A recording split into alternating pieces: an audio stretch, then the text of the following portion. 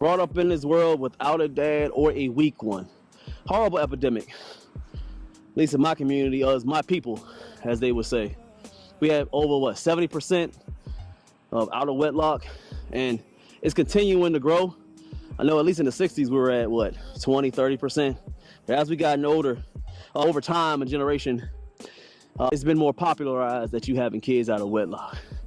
Now, let me go on both sides. So you have your free will, and people will say, oh, you don't need marriage to have kids, you don't need to do this. And okay, cool, I hear you. But what's optimal for the kids? Statistics will show if you keep on having big out of wedlock, the kids, they don't grow up correctly. They're usually more likely for them to be in jail, have mental problems, be poor. So if you look at every one of those statistics and you choose to go ahead and have kids out of wedlock, that's on you. But I'm talking about the effects of it, especially when it's men, when they don't have their fathers or a weak one. They unintentionally will grow up to be like a woman, very soft, very weak. That's why I even have most of the men, even when I have certain workouts, and I'll even talk about men should work out, you'll have many of soft men in the comments say, you don't need to work out, you know, it's just, you're just trying to, I'm like, shut up. Most of the time, I don't even say shut up no more, because I'm trying to mature as a man, and I'll just be like, I pray for you, sir.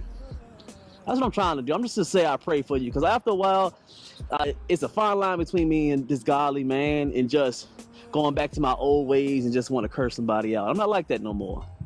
I've gotten closer to God. I don't need to do that no more. And then I'm just going to send you off to God. But you being that weaker guy and not having that man around you to show what a man is, that's going to be a big problem going on in your life. So it's not about you having the money. It's not about you having muscles or acting like you can fight the best and all that. It has nothing to do with that. We're not talking about that. That's an aspect. That is certainly an aspect, them three. But that's not the full scale of you being masculine or being a man. It's you, number one, standing up for what is right and what is good. God wants us to be on earth to have the leadership and show what's good and what's bad. And as we keep on going towards the alphabets and cutting things off, and you can do whatever you want, and that shows a lack of masculinity and manhood in the world.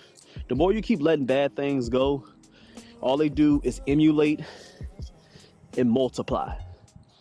So if you start off saying, if somebody does something wrong 1 out of 10 times, you say, oh, that's fine, it's cool. They start doing things 2 times out of 10 wrong. Okay, it's cool. And it gets to 3 and 4 and 5. You still say it's cool and you never correct it.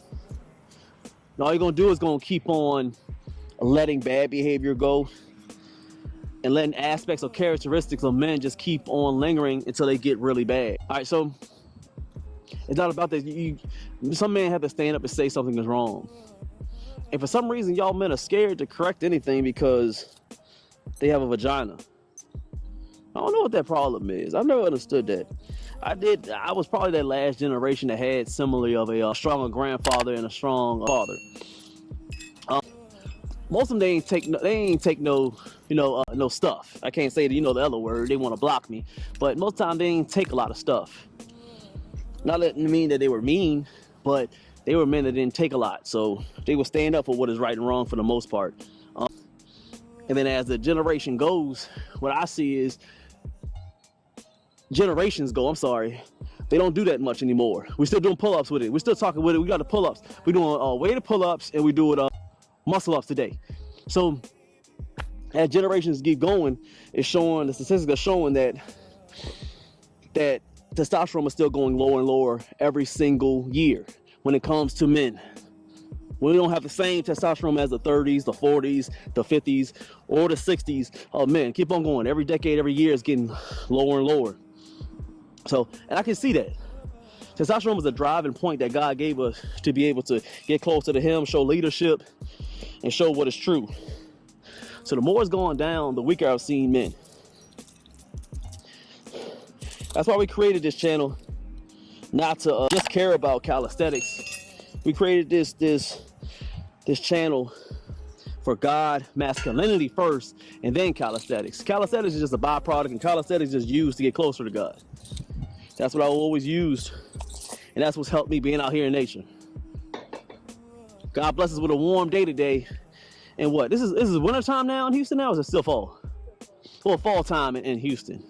It's still, it's supposed to be cold. Last few days it was real cold, but going back to it, that's why I like to be outside, get closer to God, because it just helps me. That closeness to Him is not nothing over me, not stuffed in with y'all hot breath people in the gym. I know a lot of men not gonna come out here because they're a little soft. They don't want to be in the elements. Yeah, that's that softness right there. Men used to love being outside. Now we don't. They like playing video games and sitting on social media and cuddled up with their girl all day. They talking real. Hey, they out.